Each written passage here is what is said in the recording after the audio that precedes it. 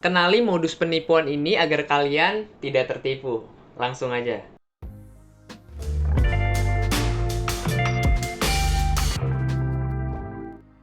Oke sellers, di sini langsung aja kita bahas untuk modus penipuan yang pertama. Nah, untuk modus penipuannya itu adalah minta bertransaksi di luar marketplace. Oke sellers, sebenarnya ada banyak sekali modus-modus penipuan di luar marketplace ya. Jadi ini bukan hanya satu. Yang paling sering dan yang saya alami sendiri itu menggunakan fitur BCA One Click teman-teman. Jadi pembeli kalian ingin membayar pesanannya menggunakan fitur BCA One Click.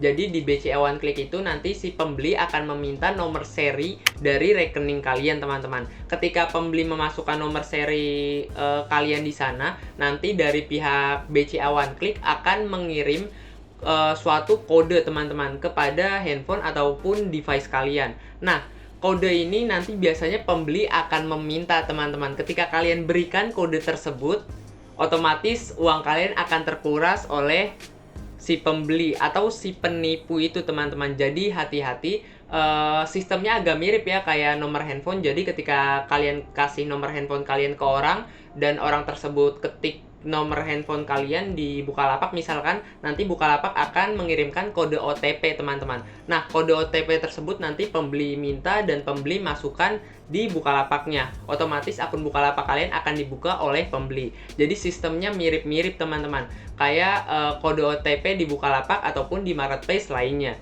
Oke, jadi seperti itu ya. Jadi hati-hati bertransaksi di marketplace. Memang di marketplace kena biaya admin kan ketika bertransaksi, tapi untuk keamanannya terjamin teman-teman. Jadi kita tidak perlu khawatir mengenai keamanannya.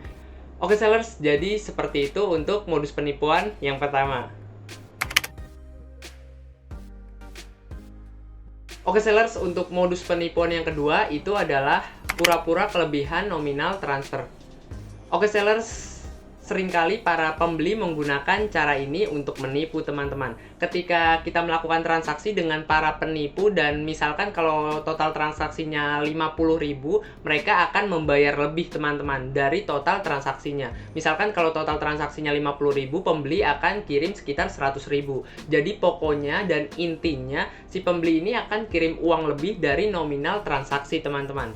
Nah, biasanya para pembeli ini bertransaksi ya atau minta bertransaksi di luar marketplace juga teman-teman, dan biasanya mereka menggunakan struk palsu teman-teman. Padahal mereka belum transfer, tapi mereka menggunakan struk palsu.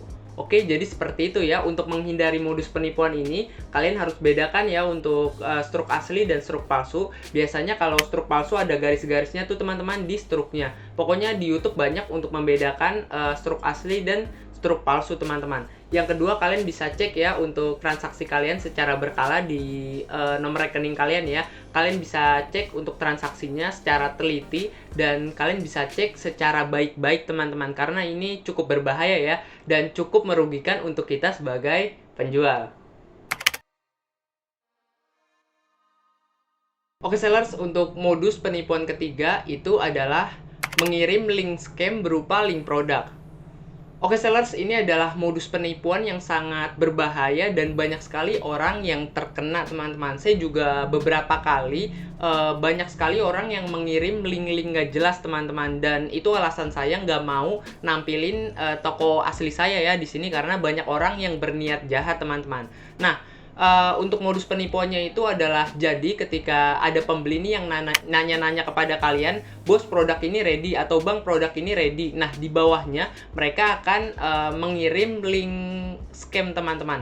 Nah, seringkali link scam ini berupa link produk teman-teman. Jadi link scam ini dimirip-miripin sama link produk kita teman-teman. Jadi hampir serupa. Susah untuk membedakan antara yang asli dan yang palsu. Jadi saran saya untuk kalian yang mendapatkan kirim-kirim link gak jelas dari pembeli, saya sarankan jangan diklik teman-teman. Kalau perlu abaikan aja lah, nggak usah dibales, ataupun kalau kalian bales ya kalian jawab seperlunya aja teman-teman. Oke, itu adalah modus penipuan yang ketiga. Oke sellers, untuk modus penipuan yang keempat itu adalah mengatasnamakan pihak marketplace atau pihak Bukalapak. Oke seller, sebenarnya cara ini cukup kuno ya teman-teman. Jadi nanti pembeli itu atau para penipu ini ngirim SMS ke kita teman-teman. Dan SMS tersebut berupa jasa teman-teman. Biasanya seperti jasa naikin followers toko, jasa ningkatin angka penjualan, jasa memperbaiki kualitas produk seperti di ulasan, dan jasa-jasa lain yang nggak jelas teman-teman.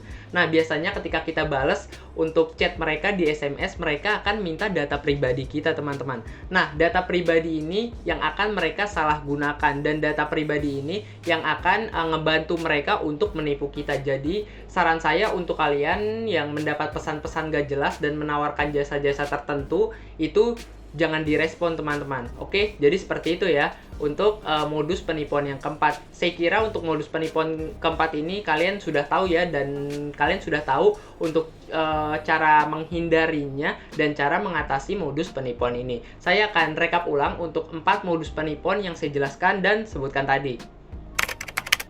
Oke sellers, untuk modus penipuan pertama itu adalah minta bertransaksi di luar Bukalapak atau di luar marketplace teman-teman. Biasanya modus penipuan yang dilakukan itu menggunakan fitur BCA One Click ya. Jadi kalian perlu hati-hati jika pembeli kalian menggunakan BCA One Click. Nah, untuk modus penipuan yang kedua itu adalah pura-pura kelebihan nominal transfer teman-teman. Padahal mereka itu belum transfer dan menggunakan struk palsu untuk menipu kita teman-teman. Untuk modus penipuan ketiga itu adalah mengirim link scam berupa link produk teman-teman. Nah ini adalah salah satu jenis atau modus ya yang sering terjadi di marketplace. Jadi banyak orang atau banyak penjual yang kena modus penipuan ini. Jadi ini adalah modus penipuan yang kalian harus perhatikan lah ya, karena ini adalah salah satu modus yang menurut saya paling bahaya dan perlu kalian kenali untuk modus penipuan ini. Nah untuk modus penipuan keempat ini adalah modus yang paling jadul ya, yaitu adalah mengatasnamakan pihak marketplace atau pihak Bukalapak. Oke sellers, jadi seperti itu untuk 4 modus penipuan yang perlu kalian kenali agar kalian tidak tertipu teman-teman. Jika kalian ingin belajar lebih lanjut mengenai marketplace, cara berjualan di marketplace seperti di Bukalapak khususnya, saya menyediakan komunitas untuk kalian, dan komunitas tersebut gratis. Kalian bisa klik linknya di kolom deskripsi ya untuk mendapatkan komunitasnya. Oke, sekian dari saya Ahmad Hidayat.